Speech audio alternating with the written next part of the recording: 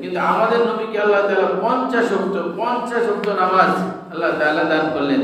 রাসূল করিম সাল্লাল্লাহু আলাইহি ওয়াসাল্লাম অনেক খুশি আল্লাহ তাআলা আমার উম্মতকে এত ভালোবাসেন 50 ওয়াক্ত নামাজ দিয়েছেন। রাসূল করিম সাল্লাল্লাহু আলাইহি ওয়াসাল্লাম খুশিতে এই হাদিয়া নিয়ে ফিরে আসতেছিলেন, কিন্তু হযরত মুসা আলাইহিস সালাতু ওয়াস সালাম ষষ্ঠ আসমানে ছিলেন।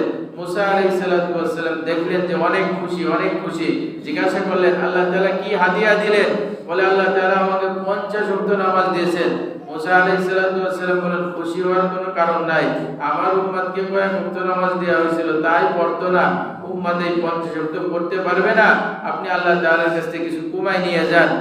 মুসা আলাইহিস সালাতু ওয়াস সালামের অনুরোধ শুনে রাসূল করিম সাল্লাল্লাহু আলাইহি ওয়াসাল্লাম উম্মতের কষ্ট হয়ে যাবে, উম্মত 50 ওয়াক্ত নামাজ ঠিকমতো আদায় করতে পারবে না, উম্মতের দরদি, উম্মতের কান্ডারি রাহমাতুল লিল আলামিন জনাবে মুহাম্মদুর রাসূলুল্লাহ উম্মতের উপর দয়া পরবশত হয়ে আল্লাহ তাআলার কাছে গেলেন, আল্লাহ তাআলার কাছে আবেদন করলেন, ইয়া রাব্বুল আলামিন আমার উম্মত 50 ওয়াক্ত নামাজ তাদের জন্য পড়া কঠিন হয়ে যাবে। আল্লাহ তাআলা বললেন ঠিক আছে 5 ওয়াক্ত কমাই দিলাম। রাসূল করিম সাল্লাল্লাহু আলাইহি ওয়াসাল্লাম 45 ওয়াক্ত নামাজ নিয়ে যখন আসলেন মুসা আলাইহিস সালাতু ওয়াস সালামের সাথে সাক্ষাৎ, মুসা আলাইহিস সালাতু ওয়াস সালাম জিজ্ঞাসা করলেন কয় ওয়াক্ত কমানো হয়েছে? বলে 5 ওয়াক্ত। বলে 45 ওয়াক্ত আপনার উম্মত পড়তে পারবে না, আবার যান। রাসূল করিম সাল্লাল্লাহু আলাইহি ওয়াসাল্লাম আবার গেলেন, আল্লাহ তাআলা আবার 5 ওয়াক্ত কমাই দিলেন। একে 9 বার গেলেন, 9 বারে আল্লাহ রাব্বুল আলামিন 45 ওয়াক্ত নামাজ কমায়া দিলেন। যখন নভেম্বরের পরে যখন ফিরে আসতেছিলেন মুসা আলাইহিস সালাতু ওয়াস সালাম আবারও বললেন যে এই 5 ওয়াক্ত আপনার উম্মত পড়তে পারবে না, যান আরেকটু কমাই নিয়ে আসেন। রাসূল করিম সাল্লাল্লাহু আলাইহি ওয়াসাল্লাম বলেন আর তো যাইতাম তো, কিন্তু কমানোর যে সিস্টেম চলতেছে, বিয়োগের যে পদ্ধতি চলতেছে, শুরুই তো করা হয়েছে 5 ওয়াক্ত দিয়ে, যদি 1 ওয়াক্ত দিয়ে করা হতো তাহলে 45 বার হয়ে যাইতো, আবার যাইতাম আবার 1 ওয়াক্ত কমাইতো, আবার যাইতাম আবার 1 ওয়াক্ত কমানো হতো। কিন্তু আমাদের তো প্রতিবার 5 করেই কমানো হচ্ছে, 9 বারে 45 ওয়াক্ত কমানো হয়েছে। এবার যদি আবার যাই আর কমানোর পদ্ধতি যদি আগের মতনও থাকে তাহলে তো 1 ওয়াক্ত আমার উম্মত ভাগে পাবে না। এজন্য রাসূল করিম সাল্লাল্লাহু আলাইহি ওয়াসাল্লাম আর গেলেন না, 5 ওয়াক্ত নামাজ নিয়ে যখন আবার রওনা হলেন, আল্লাহ রাব্বুল আলামিন বলেন ও আমার প্রিয় হাবিব, ও আমার প্রিয় বন্ধু শোনেন, আমি তো আপনার জন্য বাজেট করছিলাম 50 ওয়াক্ত, আপনি কমায় নিয়ে গেলেন 5 ওয়াক্ত। আমি যখন বাজেট করছি তখন 50 ওয়াক্ত নেকি বাজেট করছি। মা ইবাদদারুল কওলা লাদাইয়া, আমার কথার কোনো পরিবর্তন হয় না, আমি কলম যেখানে দিই সেখানে দিয়েই দিই। উম্মতের জন্য বাজেট করছিলাম 50 ওয়াক্ত, নেকিও লিখছিলাম 50 ওয়াক্ত, আপনি কমাইছেন, আমি নেকি কমাইনি।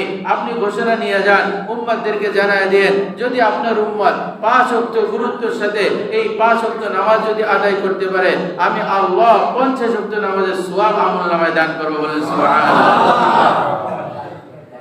উম্মত পড়বে কয় ওয়াক্ত? 5 ওয়াক্ত। সওয়াব পাবে কয় ওয়াক্ত? 50 ওয়াক্ত। তারপরে উম্মত পড়ে না। আল্লাহ তাআলা বলেন ইন্নাল ইনসানা লিরাব্বিহি লাকানুত, নিশ্চয় মানুষ তার রবের বড়ই নেমো খারাপ। দিলাম 50 ওয়াক্ত, তোমাদের নবী কমায় নিয়ে গেল 5 ওয়াক্ত, আমিও রাখলাম 5 ওয়াক্তের সাথে 50 ওয়াক্ত সওয়াব, তারপরেও মানুষ তার রবের নাফরমানি করে 5 ওয়াক্ত নামাজও আদায় করে না। এজন্য রাসূল করিম সাল্লাল্লাহু আলাইহি ওয়াসাল্লাম মিরাজের রজনীতে যে 3টা হাদিয়া আনছেন, তার 1 নম্বর হাদিয়া হলো 5 ওয়াক্ত নামাজ। 2 নম্বর হাদিয়া রাসূল করিম সাল্লাল্লাহু আলাইহি ওয়াসাল্লাম মিরাজের থেকে এনেছিলেন, সেটা হলো সূরা বাকারার শেষ 2 আয়াত। বলছেন রাসূল করিম সাল্লাল্লাহু আলাইহি ওয়াসাল্লাম হাদিসের মধ্যে বলেন আল আয়াতানি মিন আখিরি সূরাতিল বাকারাতি মান ক্বারাহা, যে ব্যক্তি এই সূরা বাকারার শেষ 2 আয়াত তেলাওয়াত করবে ফি লাইলাতিন কাফাতাহু, যদি রাত্রে এই সূরার এই 2 আয়াত পাঠ করে রাত্র তার জন্য যথেষ্ট হয়ে যাবে। বলেন সুবহানাল্লাহ। আল্লাহ তাআলা নেকি দিয়ে বান্দার আমলনামা ভরপুর করে দেবে যদি এই 2 আয়াত রাত্রে পড়তে পারে।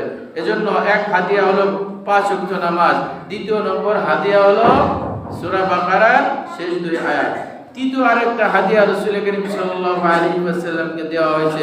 সেই হাদিয়াটা হলো রাসূল করিম সাল্লাল্লাহু আলাইহি ওয়াসাল্লাম বলেছেন, আল্লাহ তাআলা ঘোষণা দিয়েছেন, যদি আপনার কোনো উম্মত শিরিক না করে মৃত্যুবরণ করে, আমি আল্লাহ তার জিন্দেগীর সমস্ত গুনাহ মাফ করে দেব। বলেন সুবহানাল্লাহ।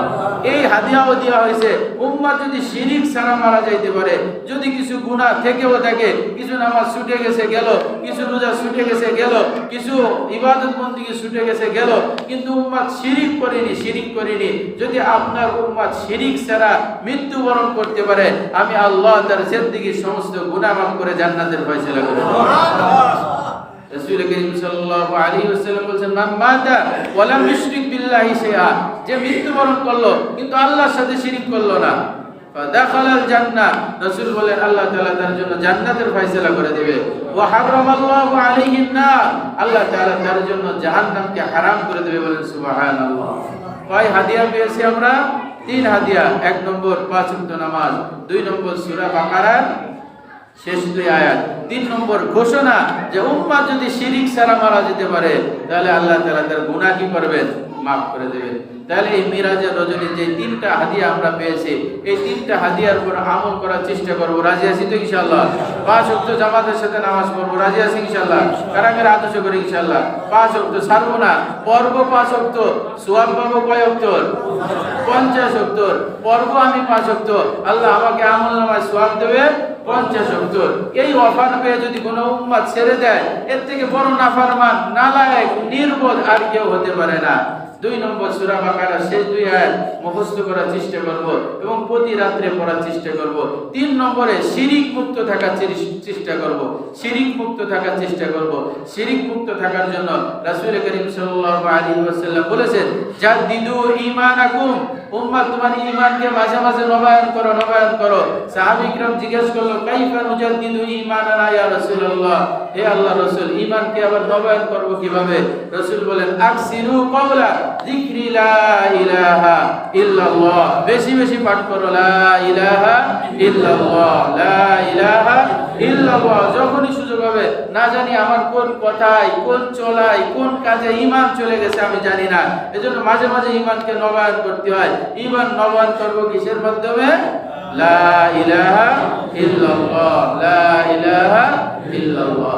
আর শিরিক থেকে বাঁচার জন্য রাসূল করিম সাল্লাল্লাহু আলাইহি ওয়াসাল্লাম একটা দোয়া শিক্ষা দিয়েছেন, আল্লাহুম্মা ইন্নী আউযু বিকা আন উশরিকা বিকা ওয়া আনা আ'লামু ওয়া আস্তাগফিরুকা লিমা লা আ'লাম।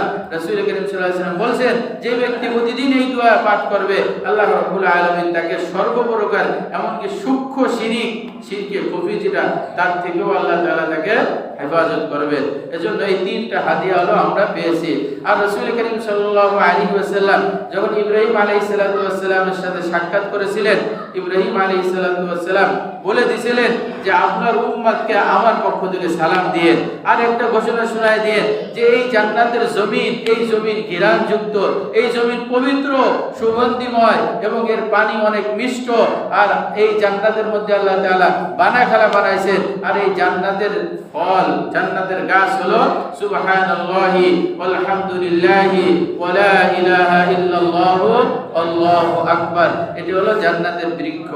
এই হাদিসের দ্বারাও ইব্রাহিম আলাইহিস সালাতু ওয়াস সালাম আনে ওয়ালা কিয়ামত পর্যন্ত উম্মতদেরকে জান্নাতের একটা আমল শিক্ষা দিয়েছেন, রাসূলের মাধ্যমে এটা আমাদের কাছে পৌঁছায় দিয়েছেন যে এই জান্নাতের বৃক্ষ, জান্নাতের গাছ হবে। আমরা যত বেশি বেশি পড়ব সুবহানাল্লাহি ওয়ালহামদুলিল্লাহি ওয়া লা ইলাহা ইল্লাল্লাহু আল্লাহু আকবার পড়ব, এখানে জমিনে আমার জান্নাতের মধ্যে গাছ জ্বালাবে জান্নাতে।